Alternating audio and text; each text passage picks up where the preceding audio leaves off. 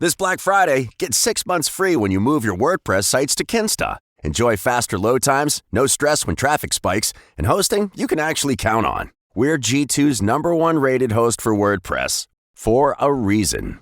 Visit kinsta.com/BF. That's KINSTA.com/BF. Don't miss out. Offer ends December 2nd.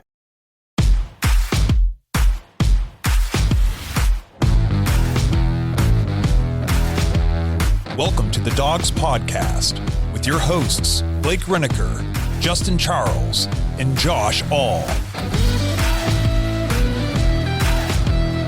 Hey, what's up, Dog Pack? Welcome back to another Dog Pack Discord live episode.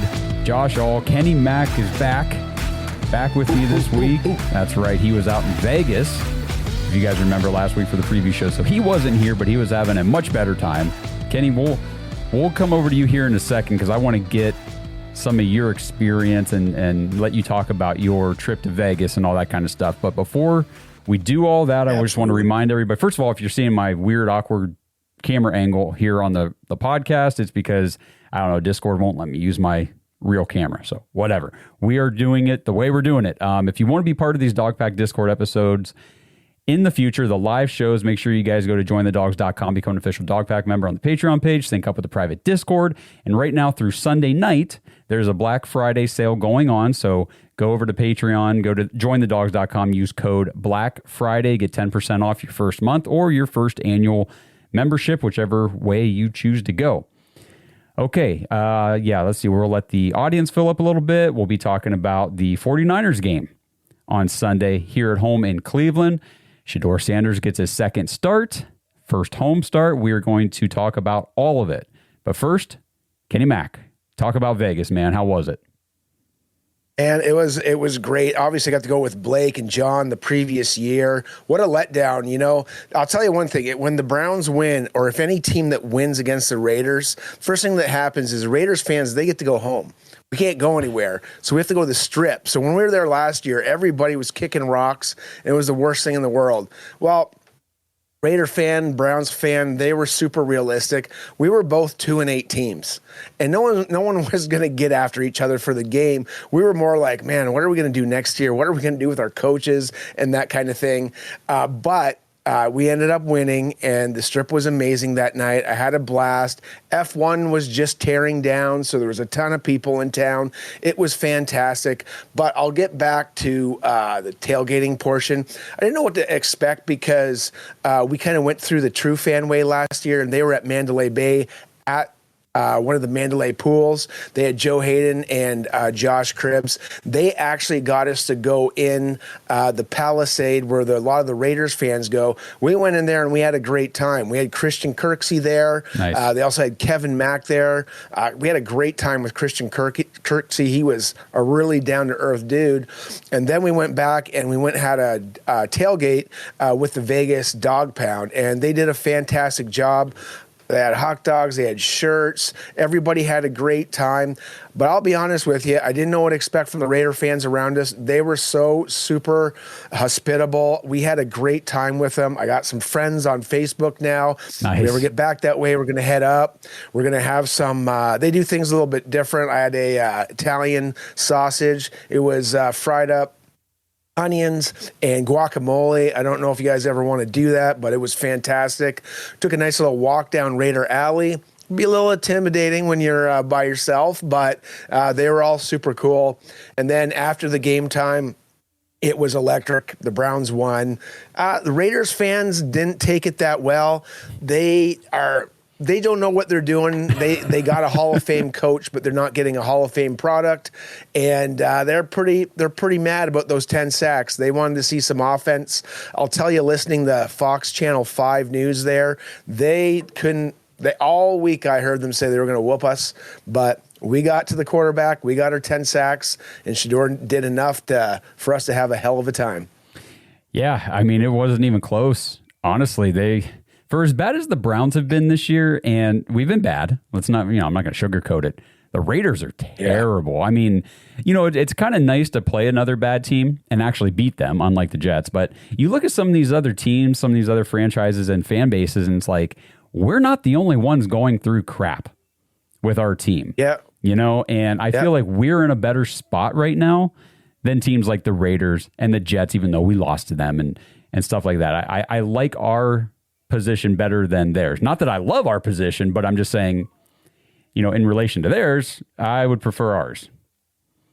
Yeah, I think one of the guys that really popped out for the Raiders guys around me was Schlesinger. Number one, they're like, who's Schlesinger? So like they weren't getting his name right.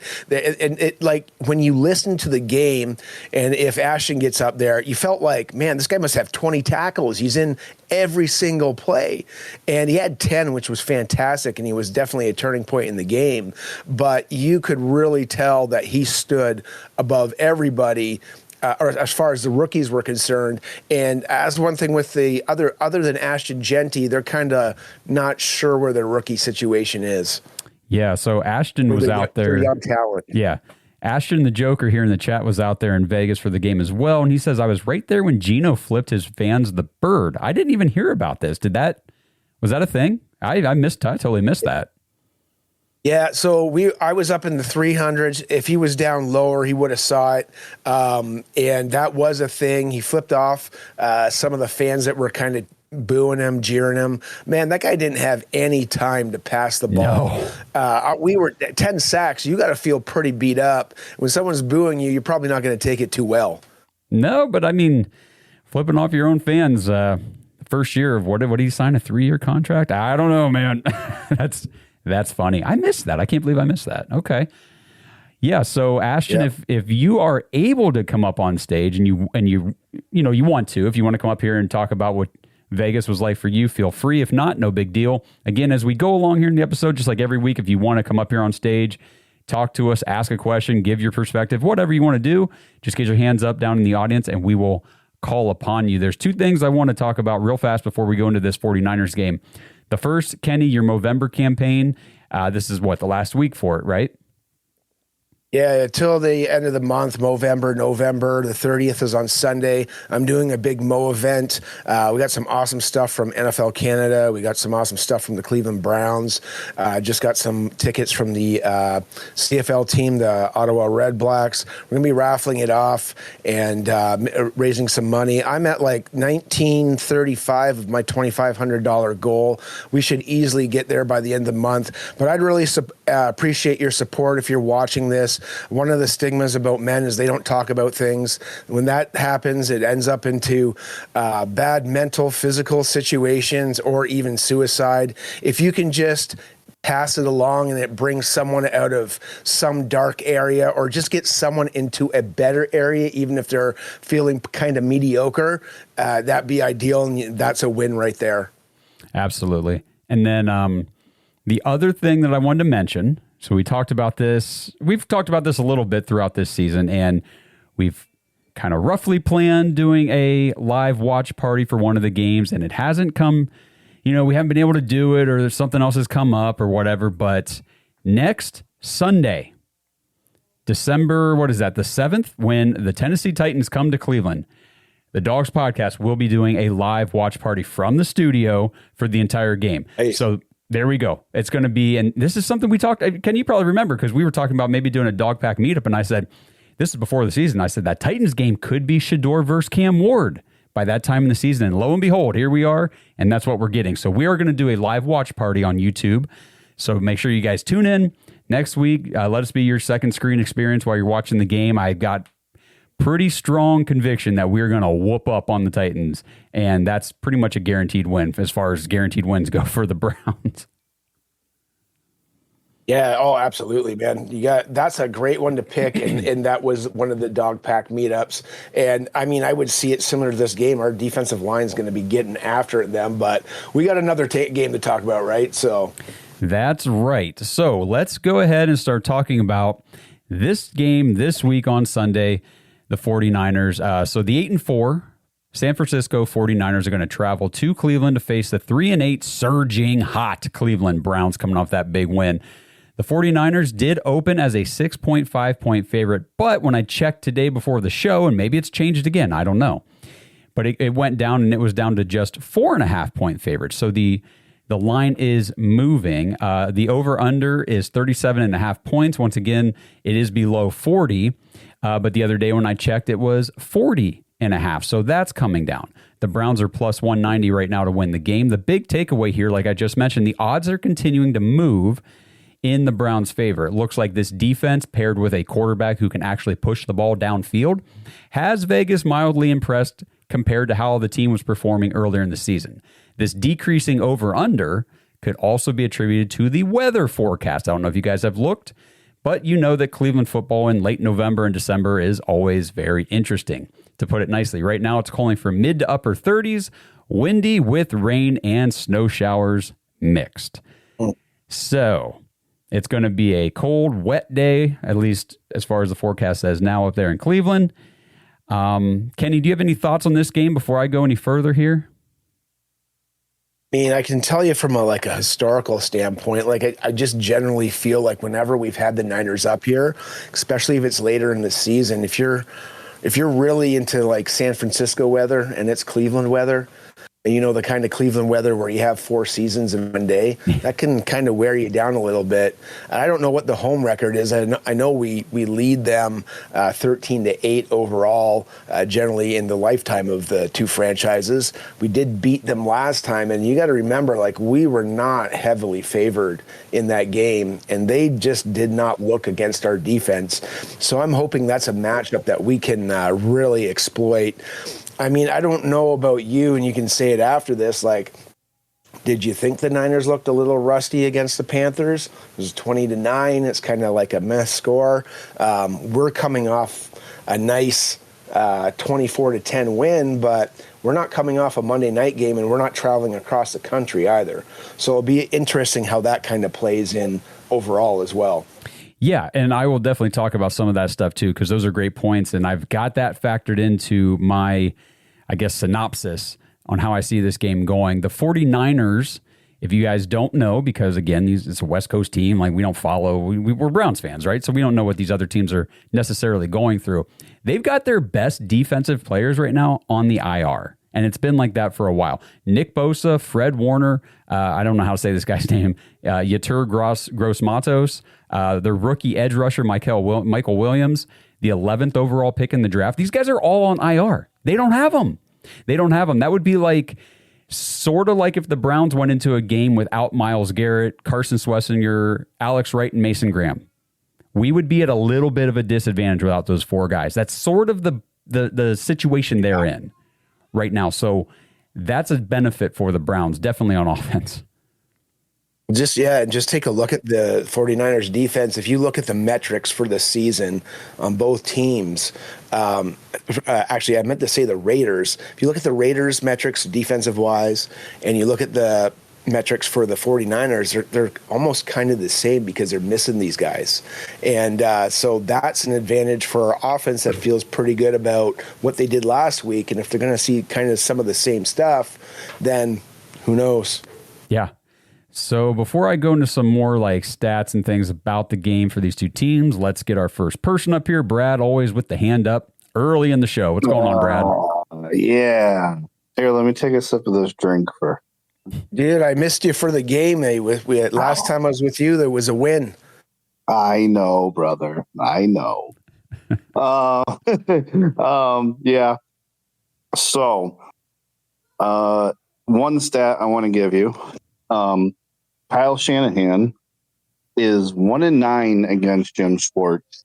But 1-9, one of those losses is when Jim Schwartz was a coach.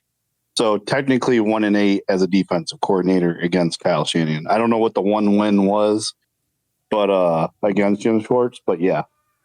So Jim Schwartz has a good record against Kyle Shanahan. So that's something to be positive about, especially the way our defense is playing lights out currently.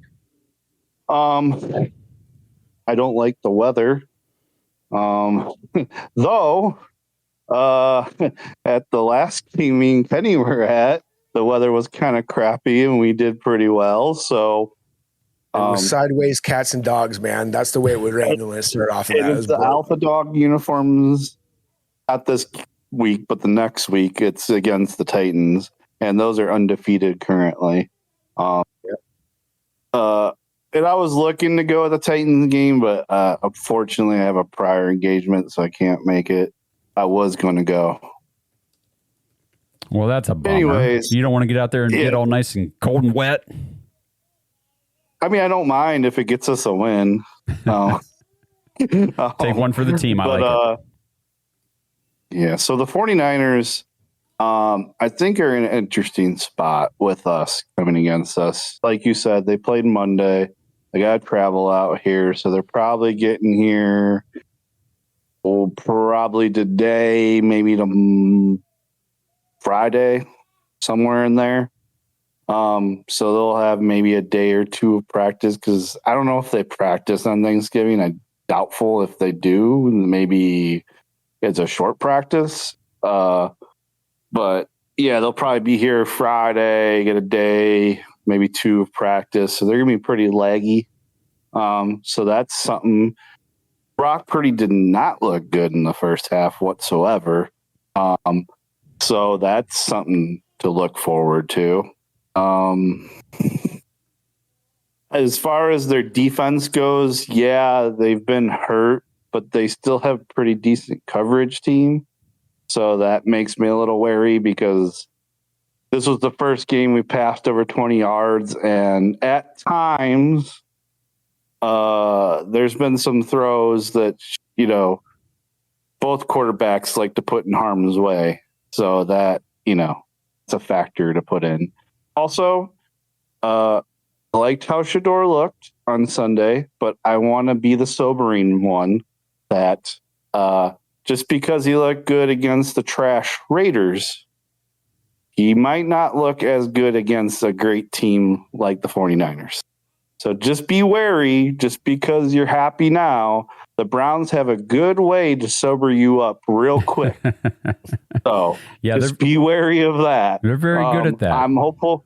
Yeah, I'm hopeful for the kid. He showed me some good things.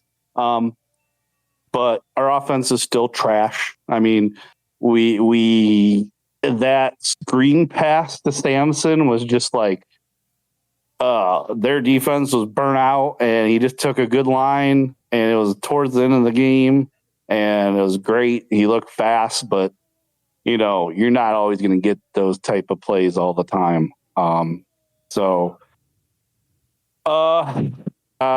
Man, I hope Jerry goes to the jug machine this week and learns how to catch, and maybe have some people hit him from behind so he learns how to hold on to the ball when he gets thrown a 35-yard pass or something. Dude, I thought he had a stroke. I didn't know what the hell was going on. Like that was the weirdest thing I've ever seen. Or like it was literally like you played a Madden game and that was a Madden glitch, and it went for the pad instead of the. You know what I mean? Like what the heck was that? Because at the time when that play happened, I had both the radio and the TV going. So the radio's a little bit before the TV. So it was like a weird echo effect. Like, oh no, he fumbled the ball. And I was like, wait, what? How did he fumble the ball? And I just watched it, and I was like, oh my gosh, come on, dude. In his press conference, what was that press conference today? He said, hey, I was just trying to make a play. It's like, dude, you did. Yeah. You made the play. Hold on to the freaking ball, man. That's all you got to do. Oh my God. Yeah. Oh man. But yeah, I'm gonna stay. I'm gonna keep my expectations low still. Always. It gets me, my feelings less hurt and my soul less hurt. And all I'm thankful for right now, since tomorrow's thankful, I am so thankful that the Browns are not playing on Thanksgiving to ruin my Thanksgiving if they just look like absolute trash, like they did on Christmas Day a few years ago when Baker decided to throw 2 pick sixes, another pick. 4 total. Basically, we had the game in hand most of the time, and he kept throwing interceptions. Yeah, I know. We should have won that game. That one was frustrating. Man, that was frustrating. Yeah. Don't bring it up. You got enough frustration. All right, so hang on, Brad. I'm going to stop you right there for a second because, you're talking about being the sobering one on the expectations for Shedeur Sanders. And we could talk about Shedeur in general here if anyone else wants to come up too after Brad's done here and talk some more about Shedeur. But, I like what you're saying, and that's what I've been trying to say on the show here this week and on social media is like, he looked good. He looked good. He looked like he's got tools and things that can actually be used as an NFL quarterback. I haven't seen any of that with Dylan. I haven't seen anything to show me like, hey, this guy can actually be a starter in this league. Shedeur, I saw that. He is a rookie. He's going to have ups. He's going to have downs. There's going to be there. We have 6 games. Say he starts the rest of these 6 games. There are going to be moments where he looks bad. Like he's going to look really bad. And that's because he's a rookie. This happens to and we're just talking about Baker Mayfield here. Christmas Day, and that was his 4th season in the league. 4 interceptions on Christmas Day in a game that we could have won, should have won up in Lambeau on the road. It happens. This is the NFL. The opposing defense is all professional players trying to make you make mistakes. So I agree with you. Like, I think we need to temper expectations and not be in this like fantasy world where he's going to come out here and throw for 300 yards and 3 touchdowns and be perfect every week. Like, that's not going to happen. But what I want to see is I want to see consistent development. I want to see him continue to step up in the pocket, get rid of the ball instead of taking sacks. That was great last week. He did a great job. I want to see him continue to go through his progressions, read the defense, make the right decision on throws. He's not going to do it every time. He's going to put the ball in harm's way. It's going to happen. Yeah. But I want to see more times than not good decisions, better decisions. I want to see the improvement because I really do think this kid's got that potential to be the guy. This Black Friday, get 6 months free when you move your WordPress sites to Kinsta. Enjoy faster load times, no stress when traffic spikes, and hosting you can actually count on. We're G2's #1 rated host for WordPress, for a reason. Visit kinsta.com/BF. That's KINSTA.com/BF. Don't miss out. Offer ends December 2nd. This episode is sponsored by DraftKings Sportsbook. Browns fans, do you know about the 3 T's of Thanksgiving? Turkey for eating, table for gathering, and touchdowns for winning. With DraftKings Sportsbook, an official sports betting partner of the NFL, every touchdown could bring you closer to cashing in before dessert. With DraftKings Sportsbook, all the action's in your hands. First touchdown, anytime TD, live bets, every play, every snap, every game counts. When the games get good, the bets get better. Here's the best part. New customers bet just $5, and if your bet wins, you'll get $200 in bonus bets instantly. So when touchdowns happen, we feast. Download the DraftKings Sportsbook app and use code BROWNS. That's code BROWNS. Bet $5 and get $200 in bonus bets if your bet wins. In partnership with DraftKings, the crown is yours. Gambling problem? Call 1-800-GAMBLER. In New York, call 877-8-HOPE-NY or text HOPE-NY 467-369. In Connecticut, help is available for problem gambling. Call 888-789-7777 or visit ccpg.org. Please play responsibly. On behalf of Boot Hill Casino and Resort in Kansas, pass-through of per-wager tax may apply in Illinois. 21 and over. Age and eligibility varies by jurisdiction. Void in Ontario. Restrictions apply. Bet must win to receive bonus bets which expire in 7 days. Minimum odds required. For additional terms and responsible gaming resources, see dkng.co/audio. Limited time offer. You know what I liked about the dude is like that we went to this game, and what did we really want? We wanted to see the deep pass. We didn't want to see him take like these crippling 20-yard sacks, and we wanted to see some bootleg. And we saw all 3 of those things, and he performed really well with it. The coaching staff made some decisions to do what was ailing, or to cure what was ailing this offense, and the pair, the coaching staff and Shedeur, figured something out to put enough points for us to win the game. So I'll leave you guys with this question, and I know it doesn't really apply to Kenny technically, but what is your guys' favorite Thanksgiving dish? Because mine is stuffing with gravy on it. But what is your guys? So in Canada, the winter comes faster, so we just have a shorter season. So we have Thanksgiving the second Sunday of October. Oh, okay. That's how it rolls. And but I love pumpkin pie. I'm putting some cream on that, or I'm getting apple pie and putting cheese on that. Yes. That's good stuff too. Mine is a very good green bean casserole. I love green bean casserole, and my mom, growing up, always made the best, and we have since got the recipe, and now we make it here. And my mother-in-law made I feel like I have it at every Thanksgiving I go to now that I'm older and married, and like it's awesome. I can never get enough of it. Man, Colton, you never heard of apple pie and cheese? Bro, I got that from the States. That's not my invention. I got that from the U.S., bro.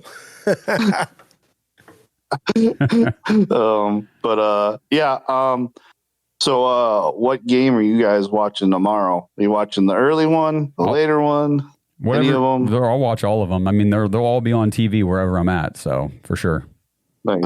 I'm doing a little United Way fundraiser at work, so I'm going to have the games on. I set up a tailgate. I got about 10, 11 people bringing food, and I got some cornhole boards. And when people are taking their breaks, I'm going to have the games on, and it's $10 for United Way. What I guess while we're talking Canada for that. While we're talking about what's the late game tomorrow? Is it Ravens Bengals? Is that the late one? I'm pretty sure. Yeah, that's the 8:30 game. Yeah. Okay, cool. I definitely want to tune into that one because Joe Burrow's coming back. The Ravens defense, and it's just fun to watch AFC North teams fight because we know the teams very well. We're very, familiar with them. So I enjoy watching those games. That'll be a fun one. Joe Burrow is back. Burrow versus Lamar. Both a little banged up, but still very good. So we'll see how it goes. All right, Brad, you got anything real quick before we go, or you can come back up here in a little bit? Yeah.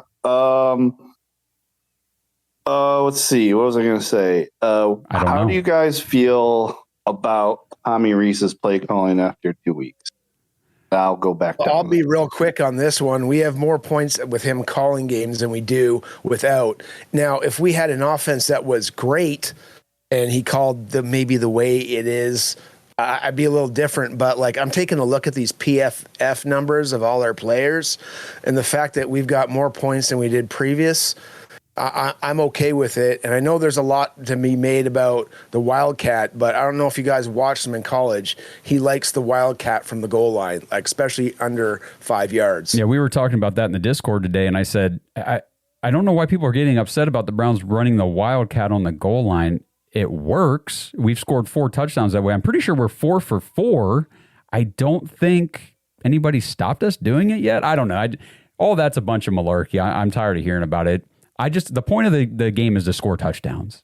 And as long as we can do it, I don't care how it comes. Score the freaking touchdowns. We are not a fan base that can be picky on how we score those touchdowns. The thing with Tommy Rees, I guess we can talk about real quick. Did you see, it was Ken Carman, I think, today on 92.3, The Fan was talking about Tommy Rees is the odds-on favorite to land the UCLA head coaching job.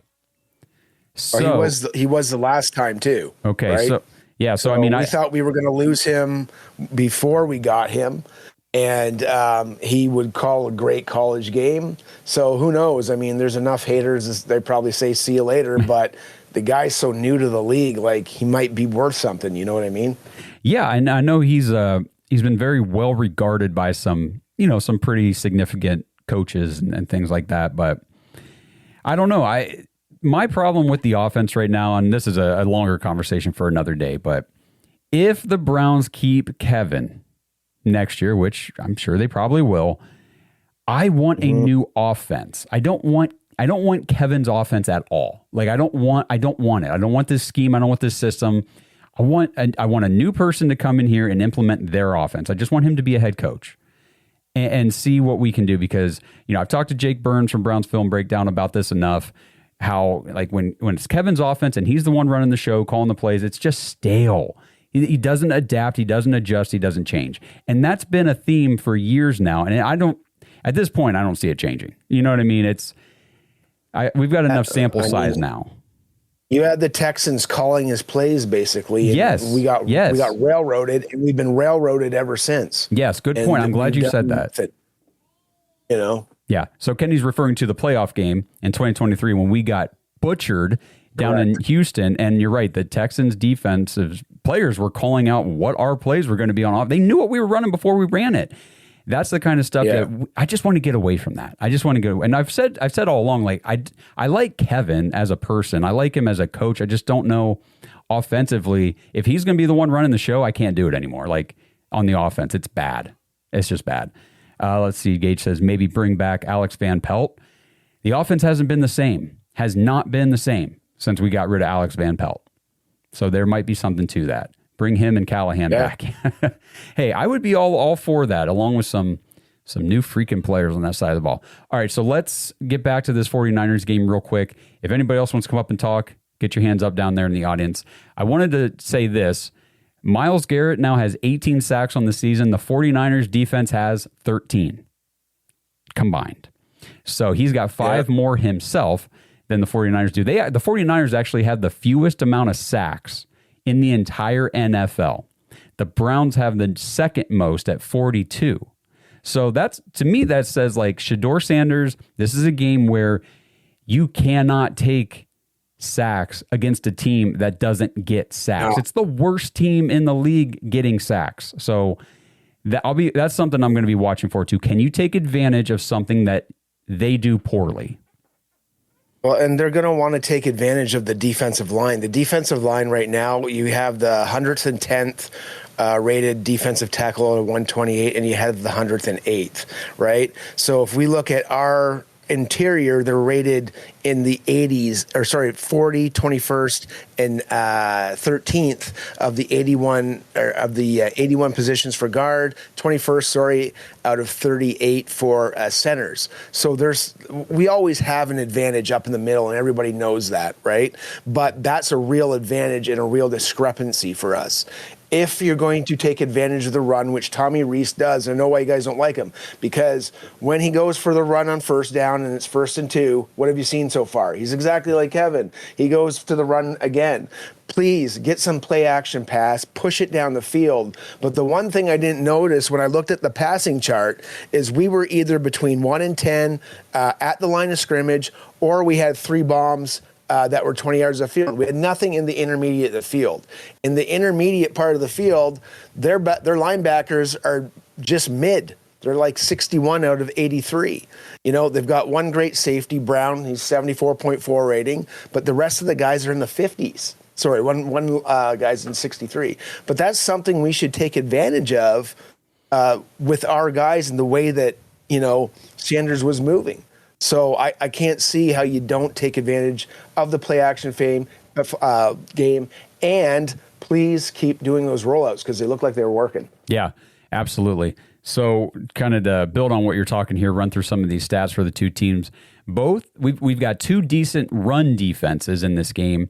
If the weather does prove to be wet and rainy with some snow and all that stuff, these offenses could be relying heavily on the run, which honestly is neither team's strong suit. The Browns and 49ers are actually the same in yards per game on the ground. Or I'm sorry, both teams are the same. Both teams are bottom 7 in the league at just under 100 yards per game on average. So neither one of these teams has been able to run the ball all that well this season over the course of the year. Passing is where things do get interesting. The 49ers are actually the number 3 passing offense in the league at 250 yards per game, going against the Browns' number 2 passing defense. And they're holding opponents to just 170 yards per game. So if it's wet, rainy, all that kind of stuff, I think that really lends the benefit to the Browns. Both defenses defend the run about the same, right around 100 yards per game allowed. And then both teams average the same amount of points allowed to opponents, about 21-22. Of course, the Browns on offense average way less points per game scored than almost everybody in the league. Still just 17 points per game compared to 23 for the 49ers. But something that I think plays into our favor here at home is that the 49ers actually have the 3rd most turnovers in the NFL with 18. Brock Purdy is going to be playing quarterback. He's only played 4 games this season due to injuries. So the majority of the 49ers passing stats and numbers that come up came from Mac Jones. So in just 4 games, Brock Purdy has 7 interceptions. He only has 1 game with 0 picks. In the other 3 games, he has at least 2. And the Monday night game was 3 this past Monday against Carolina. He's only been sacked, however, 3 times through 4 games. So the Browns pass rush is easily going to be the best one he's faced, because they're the best in the entire league, so duh. And the 49ers have allowed just 19 sacks all season, which is a top 10 mark in the league, just 1.6 per game. So there's going to be some push and pull here. Like they don't allow a lot of sacks. We get a ton of sacks. We give up a ton of sacks. They don't get a ton of sacks. That upfront battle on each side is going to be very crucial to how this game plays out. Yeah, Ashton the Joker says it too. Like, you got to stop CMC. The whole team went for 104 yards 2 years ago. We held them under, I think, passing We were 1-0, just held them to 107 yards. So I believe that day was kind of a misty, rainy day. Was it not? Yep. The last time there we played was some them? weather. So, and the other thing that, we always have in our favor, we had the time of possession on them, 33 minutes to about 27. So if we could do that, if we get into a kicking game, I believe their kicker's injured. That's another thing where your kicker's not sure. So we held them to 3 of 12 on first down last time. That's something that we can do again. If we get into this grinded out defensive effort, and it's going to maybe be the same game, like a 19-17 game. Do you have the stat? Do you have like the box score stats and stuff pulled up from the last time we played them in 2023? Yep. What did Christian McCaffrey do against this Jim Schwartz defense? Box score. I'm looking at the team stats. Give me 1 second. Yeah. Christian McCaffrey was 11 for 43, 30.9 yards. In average, he had one dinger of 27, and then he had 3 receptions for 9 yards. Okay. He had one TD receiving. Okay, yeah. So that he did go out injured in that game at one point. I think he kind of came back in, maybe went back out. I can't remember exactly, but he was kind of banged up. You're right. I don't think he finished the game. Right. But either way, like, the Christian McCaffrey is going to be the X factor in this game because they really don't have anything special at wide receiver. They've got a young guy kind of still coming into his own with Ricky Pearsall, and then Jawan Jennings is a nice receiver, but they don't really have like that elite number one type of wide receiver that's like go-to and he's going to make a play. They don't have a CeeDee Lamb or Jamar Chase or a Jefferson or A.J. Brown or any of these guys. They don't have that right now. So Christian McCaffrey, I feel like if somebody's going to hurt us, it's going to be him. And if we can limit him and what he can do, the damage he can do, I love our defense at home. It's been elite all year. There hasn't been a home game yet where they haven't been. Yeah, they've been amazing at home. I mean, the other guy that you'd have to look at is George Kittle. He's got 21 receptions for 229 yards and 3 touchdowns in the past 3 games. You're right. I'm sorry. When I say no, they do have a very strong threat in the receiving game. It's their tight end, George Kittle. Yeah, absolutely. But as far as like downfield receivers beating these corners, no, probably not going to happen. No, I don't think so either. Okay, so let's see. We'll get our pressures if we don't get our sacks. Yeah, that's true. And hopefully we can force Purdy into some bad throws. He's obviously prone to do so. 7 in 8 games. It's not a very good ratio at all for a guy that you just paid a crap ton of money to as well. So, Gage, what's going on, man? What up? How y'all doing? Good. Hey, brother. How you doing, my man? You must be happy. Shedeur, doing well?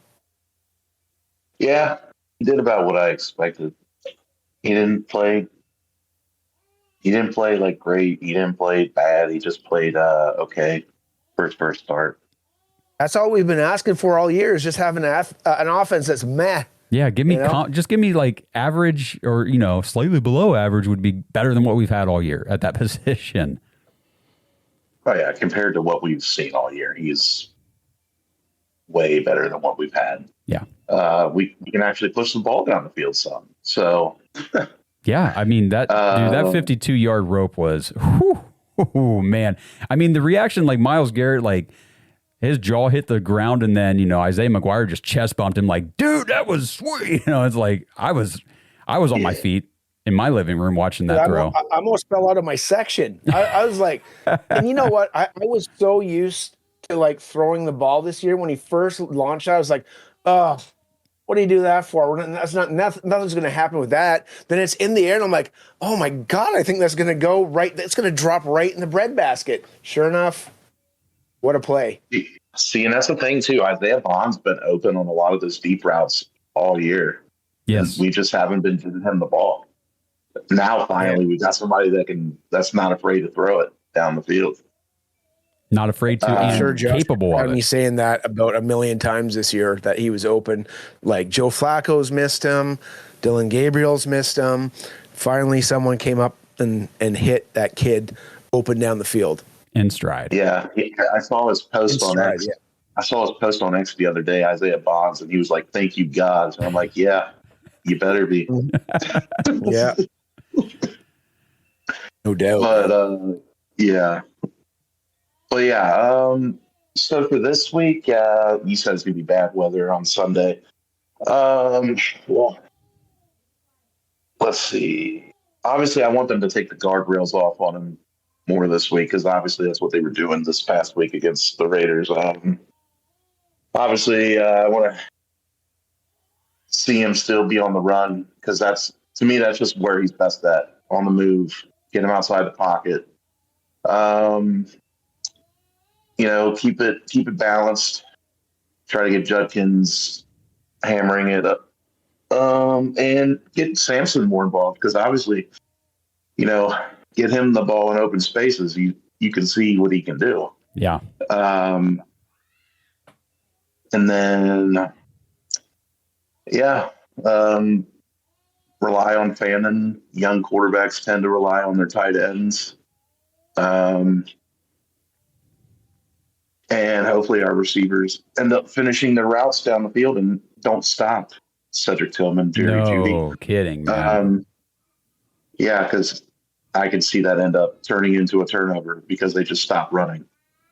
Yeah. I think they asked that in the presser after the game. I can't remember how Stefanski addressed that. I saw it something on some presser somewhere, but that's a great point. That is mind-blowing that they're doing it this late in the season. Like, dude, what are we doing? So I said this on Sunday. That's been a problem with Cedric Tillman since his rookie year. If you remember, whenever he didn't really get a whole lot of run early in his rookie season, and then toward the end, and that was 2023 when Joe Flacco came in here.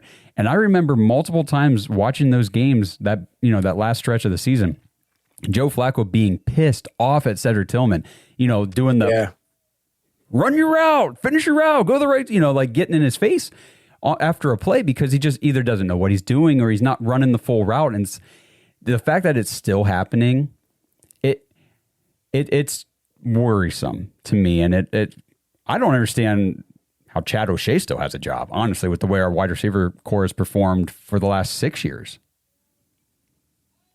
He hasn't done anything as far as development, anything good with the receivers. Like, they're not crisp. They don't separate. They don't finish the routes.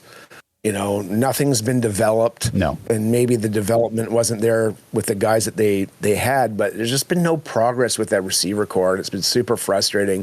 It's part of the reason why I love when you guys say just pick the two best receivers this year with whatever picks you have, and let's make it work. And let's not make it work with that guy. Yeah. Yeah, because the odds of you missing on both are highly unlikely. Right. Yeah. And if you hit on both, now you get yourself a wide receiver core. And whenever I say, and this is another thing that drives me nuts about people online, when I say use both first-round picks on wide receivers, I'm not saying don't add anybody onto the O-line for next year. We've got a second-round pick that's going to be early second-round pick, a third-round pick that's going to be early. We got free agency where we can go. The thing with wide receivers, you're not going to get an elite wide receiver, an alpha wide receiver one outside the first round. You're not going to do it. You either have to trade for those guys or you have to draft them in the first round. I know there's some examples out there. People will be saying, well, what about this guy or that guy that, was a second round, third, fifth, whatever. You really think the Browns are going to find an alpha wide receiver outside of the first round? The Browns? Come on. The track record of wide receivers is so bad. You have to take the obvious guys in the first. If they would have listened to Josh 2-3 years ago, he did a whole episode on Puka Nacua. I did. And everyone thought he was crazy, And guess what? Who's one of the better receivers in the league right now? And nobody knew who he was. Yep. That's why you got to tune into the Dogs podcast, boys. That's right, Ken. Girls. Thank you for the call out. This episode is brought to you by Bodden Sports. Browns fans, Bodden Sports is your one-stop shop for all your athletic gear. Bodden started out perfecting and manufacturing the best balls in the business. Yeah, if that sounded dirty, that's more about your mind than my words. But hey, it's true. Baseballs, softballs, footballs, basketballs, volleyballs, soccer balls, you name it, and Bodden has engineered the highest standard sports balls available. And now they offer more than just sports balls. If you got kids playing baseball or softball, Bodden has batting gloves and bats to go along with both game balls and training balls. If you're into basketball, Bodden makes basketball specifically for indoor or outdoor use. Heck, Bodden even has all the equipment you need for pickleball, which is one sport that I hear everyone is playing and yet I still never have. And I need to fix that soon. But don't miss the backyard games section of Bodden's website where you can order everything you need for this upcoming outdoor season. pool balls, backyard volleyball nets, croquet, bocce, horseshoes, cornhole, and more. Right now, you can get 10% off your entire order at Baden Sports, BADEN sports.com/dogs, DAWGS, and use promo code DOGS when you check out. That's 10% off all the top quality sporting gear you need this season. BadenSports.com/dogs. Yeah, I hope that's what we do. I hope as each game goes on, you see more and more progression, more and more of the rails being taken off. That way we can know our situation heading into the off season. Yes, we have to. We have to know. Yeah, definitely. And as far as San Francisco offensively, I'm really not worried. I'm not. They're not a powerhouse like they once were. Not with his defense at home, that's for sure. No. Yeah. Brock Purdy is 8 touchdowns to 7 interceptions this season.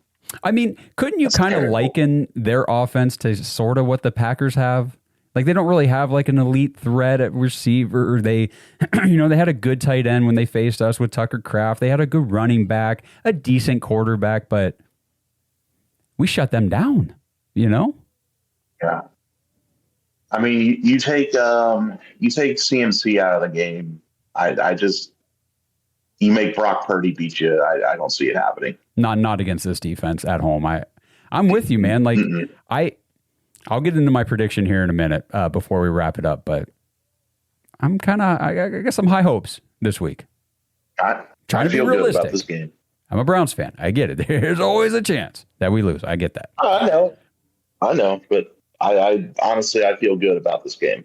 Me too. I'm not worried. This isn't like San Francisco 2, 3, 4 years ago where they're just No, I'm with you. And I mean, you still got Ayuk. He's still on IR, and who knows if he's going to end up playing this season for them anyways. But he's out. He's done. Yeah. I think that they voided his... they did. They voided his money. He's not coming to meetings. He's not doing stuff with the team. Like that divorce is coming. It's all but finalized. Yeah. There's no Debo. There's no Ayuk, not like last time. So yeah. I just don't see them gashing us anywhere. No, I think honestly, if we lose, I feel like this is going to be a game that we'll have to beat ourselves. We're going to have to make bad mistakes, give up a big return, something on special teams. Like it'll have to be our own mistakes that give, kind of like against the Ravens. I mean, honestly, we should have beat the Ravens, Yeah. Stuff like that. Yeah, this is one of those 8-4 teams that I'm really not ready to play. That's fair. All right. Well, do you have anything else before we get Colton on up here? No. Happy belated Thanksgiving. Hope everybody has a good time with their families and stuff. Absolutely. That's you too, man. All right. Well, if you want to come back up here in a little bit with anything else that you think of, Gage, you get your hand back up. I'm going to get Colton on up here, and then we are about 15 minutes away here, so we'll get Colton and then anybody else for the end here, and then we'll wrap it up. Colton, what's going on? Hey, not too much, Josh. How you doing? I'm good. How you doing, buddy? What's going on, my man? Put some cheese on that pie. That has got to be the craziest combination I think I've ever heard. Salt and sweet. It's the combination. You're talking about a bowel movement that you could probably hear all the way down in Ohio. So I think I'm going to steer clear of that. Oh, that's good. That's good. No, it's crazy. I have one of my best friends from college is from Ontario. That was one thing he never brought up to me. And that's the first I ever heard of it. So kind of funny though. It's a shame I got to talk about it this week with Ohio State, Michigan happening on Saturday, but I think our guy Mason Graham is really starting to show through now. Not saying that I was questioning his talent or lack thereof the first few weeks of the season, but he just wasn't popping off the chart. Maybe on the stat line, but As we talk more and more, and you know that the defensive tackle position is so hard to adjust to in the NFL. It is so telling now that I think Collins and Garrett and Alex Wright and all those guys have just elevated his game so much more over the course of the last few weeks. I know watching the game on Sunday, it looked like every time that Geno Smith was getting up, Mason Graham was right next to him getting up also. Like I said, I hate to give credit where credit's due, especially with this week, with everything we have riding on Saturday, but I definitely think that we hit on that pick with all the other picks too in this draft, with the exception of Gabriel. But I think he's really coming through. Another thing I was going to try to point out this week too is just the matchup against the Niners defense with Fred Warner being out. I mean, that is such an advantage for us because he's the quarterback of their defense, perennial All-Pro, and him not being able to diagnose and call things out. If our offense can get going and be unpredictable, I think that's something that's going to be hard for them to make adjustments to us on, especially with Shedeur only having, 6 quarters of gameplay. Some might see that as an advantage of playing a rookie quarterback. Some could see it as the advantage coming our way of, he's only put out 6 quarters. He only had, 20 attempts last week. So we still got quite a bit of trick cards in our pocket that we could pull out. So I'm excited to see what we can do this week going up against a defense that might be a little down. I agree with you. I think it's the opportunity is there for sure. And you're right about the rookie quarterback thing, because what you saw 2 weeks ago is not what you saw last week. What you saw last week is not what you're going to see this week, because he is still learning and developing and growing. There's going to be new things that he's going to be able to do, 2-3 weeks from now that this week there's no way you could see it because he's not ready for it yet. He doesn't understand whatever it might be, but it's coming. Like, he's going to continue to develop. I firmly believe that. Mason Graham has been unreal, but I was just trying to pull my notes up as far as like getting to the NFL, being a specific position group and like trying to make it work in the NFL. Defensive tackle is one of the hardest. I actually have it written down somewhere and actually ranked out, and I can't seem to find it, but it's tight end, it's defensive tackle, and it's offensive tackle, I believe, are the hardest ones to get down, other than quarterback, of course. And so he's going to come along. His burst up the middle, being the size that he is, some people thought maybe he might be a little smallish, but I had a chance to talk to Michael Dean Perry, and Michael Dean Perry would say, where your rate is, like your weight is, and how you get off on the ball determines your steps forward.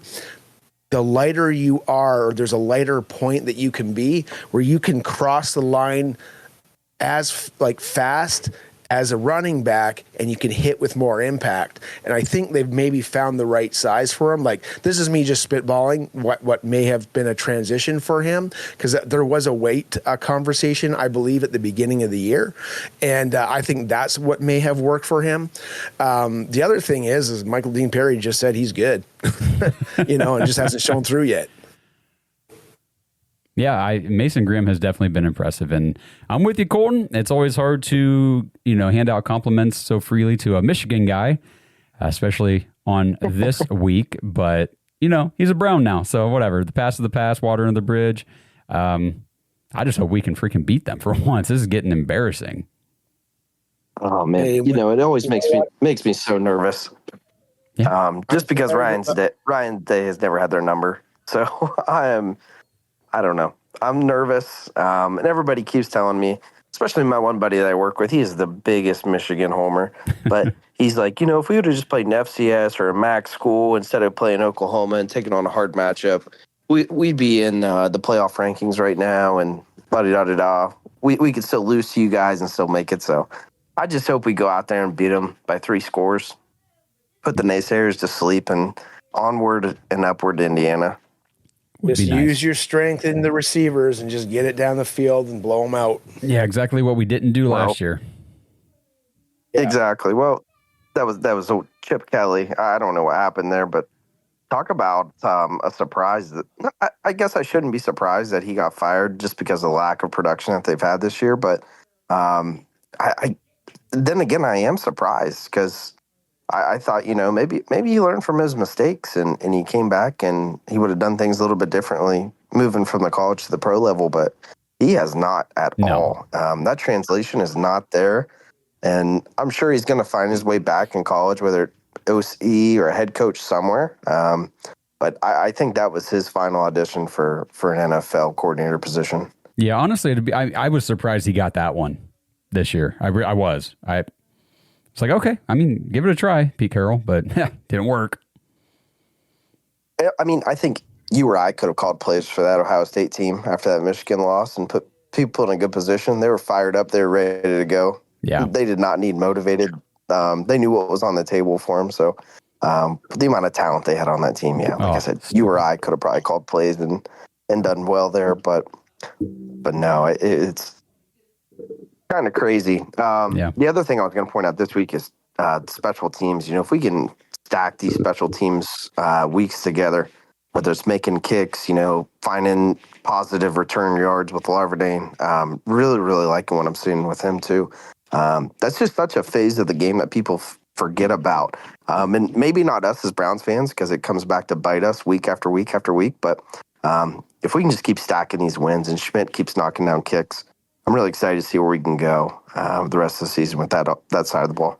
Yeah, for sure. And I appreciate you jumping up here, Colton. I'm sorry, I am going to move you down here to the audience. We got Brad. I'm going to bring you up in a second. You got like 2 minutes, then we got to wrap her up. But I do want to say, if we can build some momentum, talking to what Colton was just saying, toward the end of this season, that changes what the offseason looks like. Because if you go into the offseason on like a 6-game skid and you only won 3 games during the previous season, the previous 2 seasons, you're talking about a very depressing offseason with a lot of negativity. Now, if you start stacking some wins and you have some impressive showings, even in a loss, but your offense looked good, your defense was elite, and that kind of stuff over the back half of the season, well, now 2026 doesn't look as dire as maybe it once did.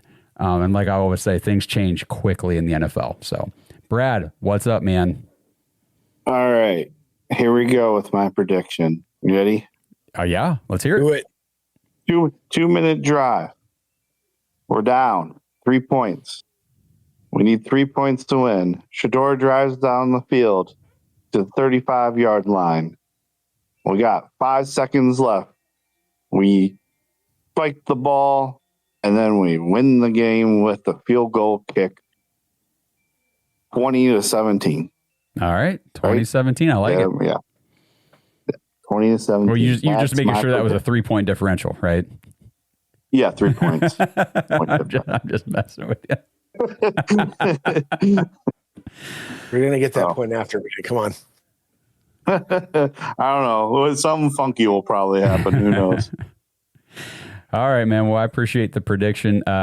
Kenny, do you have anything? Any prediction before we wrap it up here? I think you just have to have your expectations. Like, I mean, Brad was kind of where I'm at with it. That's going to be like a 17-20 game, grind it out. I just hope Myles Garrett can get 3 sacks or so. But I just want the pressures. I just want the defense to look good. It's going to be a bad weather game from what we're understanding. So the engine is for the 49ers is Christian McCaffrey. We got to stop him or make him look human. He's on my fantasy, but I don't care. I'll take the 0 if I have to.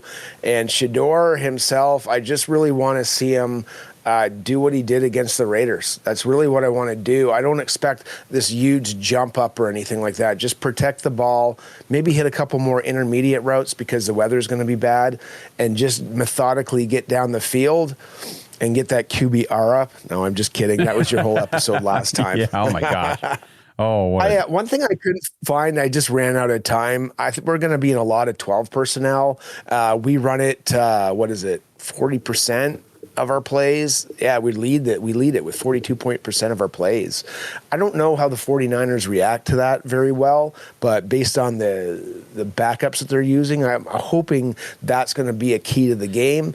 And if we do keep it close, we were mentioning it earlier, the kicker doesn't look like they're going to be in the game. So if it's a 1-score game, I feel like with our kicker, we got kind of the advantage there. So just slow down CMC.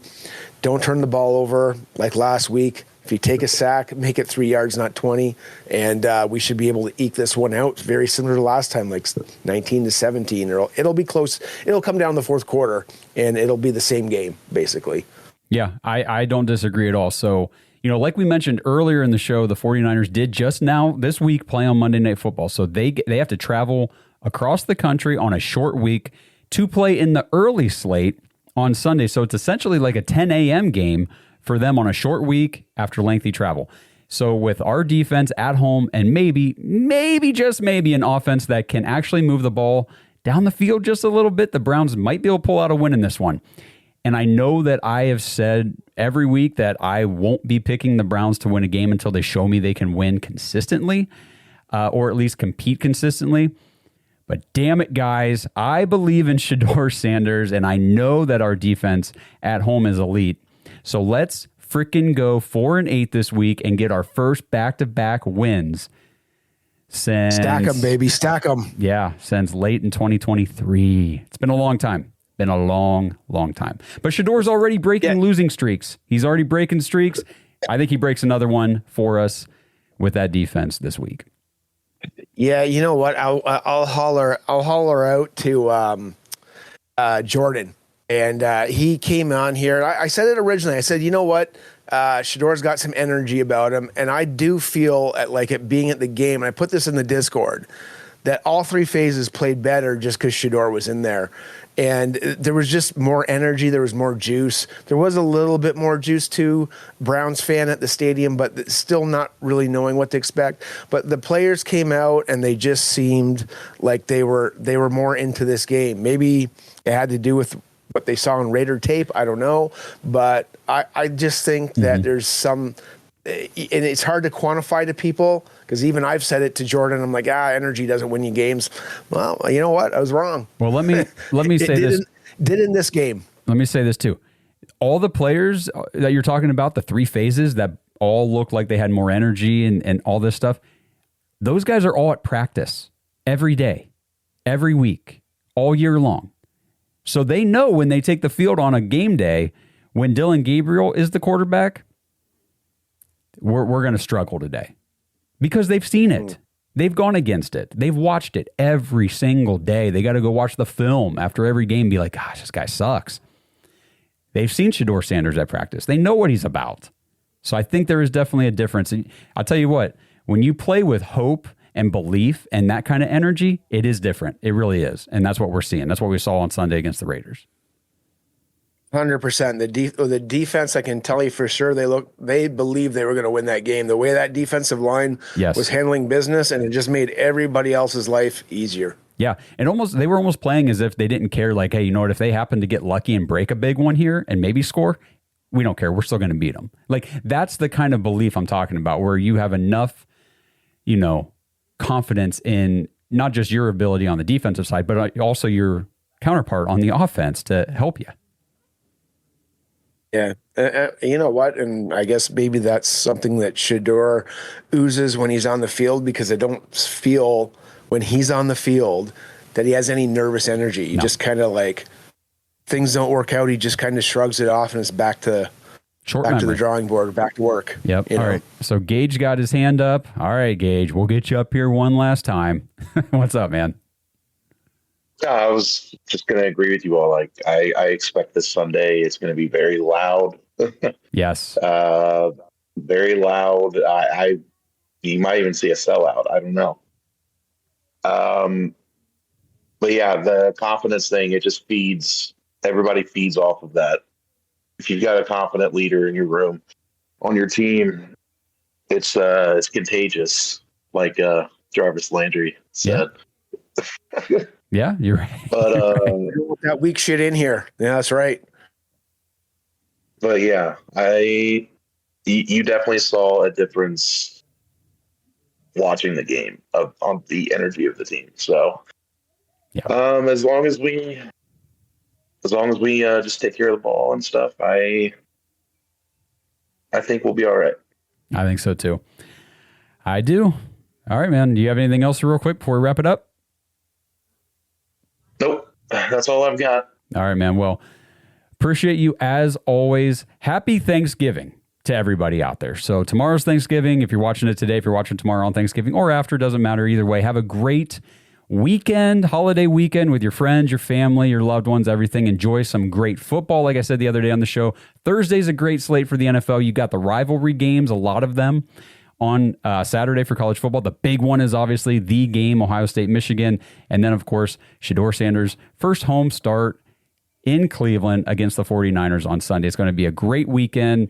Happy Thanksgiving once again to everybody. Hope it's wonderful for you guys. We'll see you on Sunday night when we do our reaction show following the game at 8 o'clock on YouTube. Kenny, anything before we go? Happy Thanksgiving, guys. Have a blast. Happy Thanksgiving to my family down in Dallas and all my Browns backers around the world. Yeah, absolutely. So we'll see you guys Sunday night, hopefully after a victory against the 49ers. Thanks for listening to another episode of the Dogs Podcast. Make sure you subscribe on YouTube and follow us on Twitter at the Dogs Podcast. Get your thoughts on the show at thedogspodcast.com.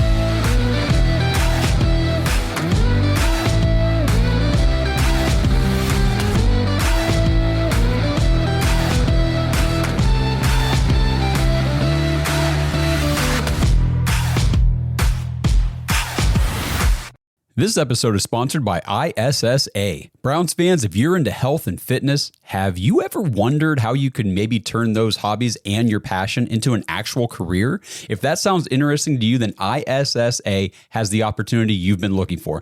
ISSA is the International Sports Science Association, and they can help you become a certified personal trainer in as little as 3 months. And right now you can get $100 off your certification when you sign up through our link, joinissa.com/dogs, DAWGS.